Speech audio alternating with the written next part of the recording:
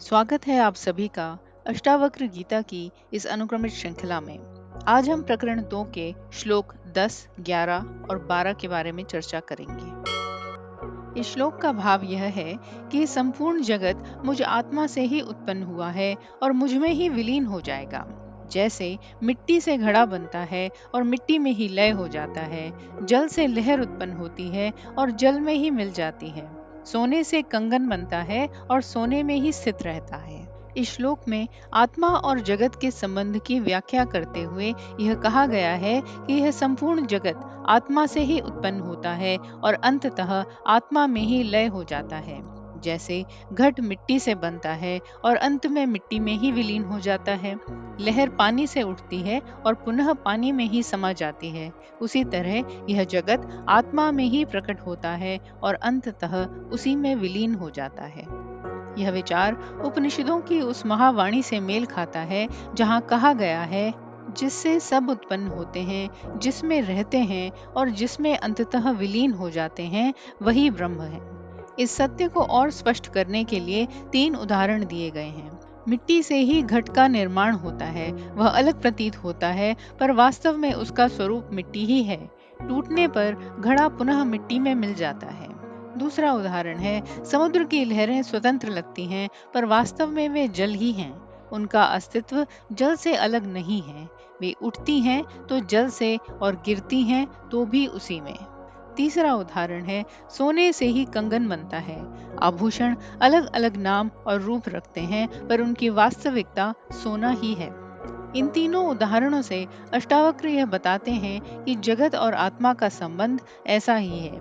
जगत नाम और रूप के कारण विविध प्रतीत होता है, लेकिन उसकी वास्तविकता आत्मा ही है।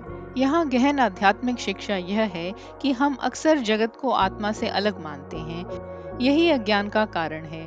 परंतु जब ज्ञान का प्रकाश होता है तो साधक को यह अनुभूति होती है कि जगत और आत्मा अलग नहीं है, बल्कि जगत आत्मा का ही विस्तार है। जो प्रकट होता है वह आत्मा से ही उत्पन्न है और जो विलीन होता है वह आत्मा में ही समाता है। इस सत्य का बोध होने पर साधक का भय और मोह मिट जाता है।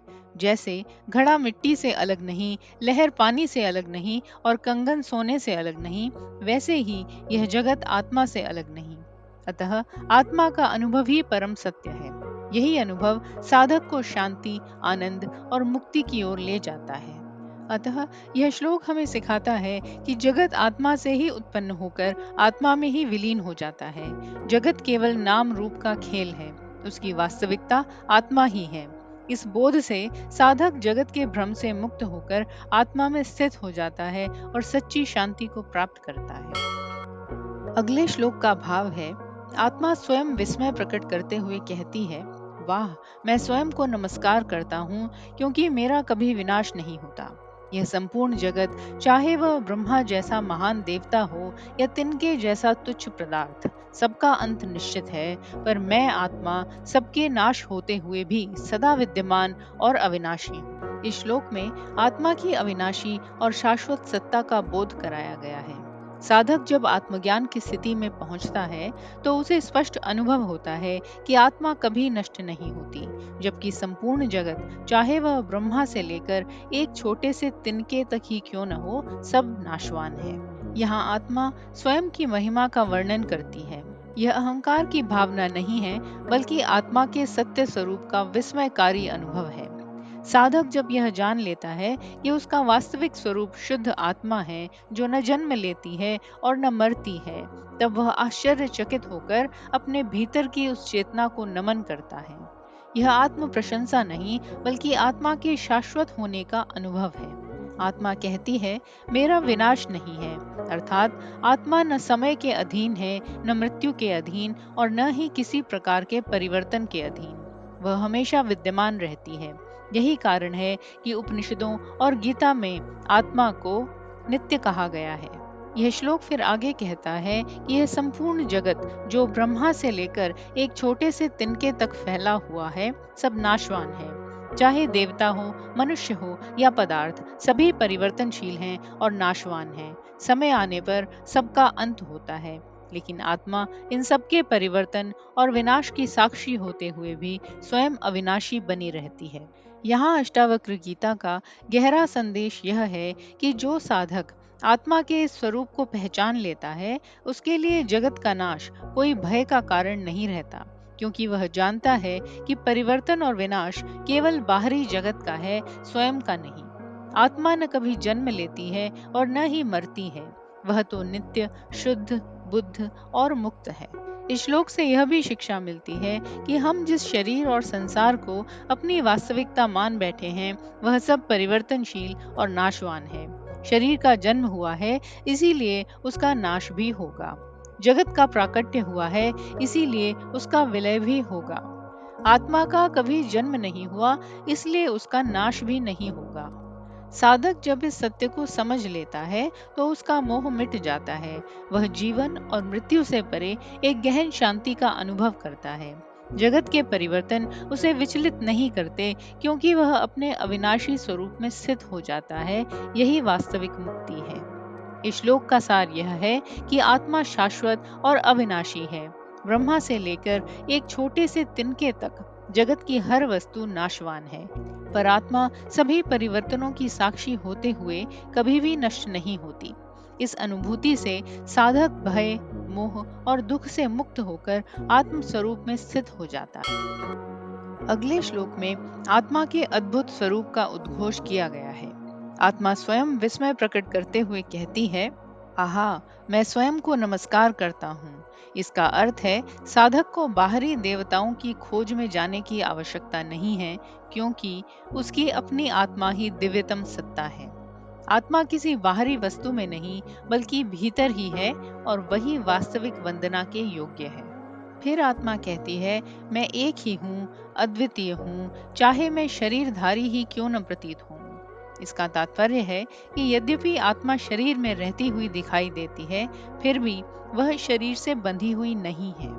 जैसे आकाश घट के भीतर और बाहर एक ही समय विद्यमान रहता है, वैसे ही आत्मा देह के भीतर विद्यमान होकर भी अपनी अखंड, एकत्वमयी और सर्वव्यापी स्थिति को बनाए रखती है। इसके आगे कहा गया है, न मैं कहीं जाता हूँ, न कहीं से आता हूँ। यह संसार जन्म और मृत्यु, आगमन और गमन से भरा हुआ है। शरीर आता जाता है, समय बदलता रहता है, किंतु आत्मा कभी कहीं नहीं जाती। वह तो शाश्वत रूप से विद्यमान रहती है। जब देह जन्म लेती है, तब भी आत्मा उसी प्रकार रहती है।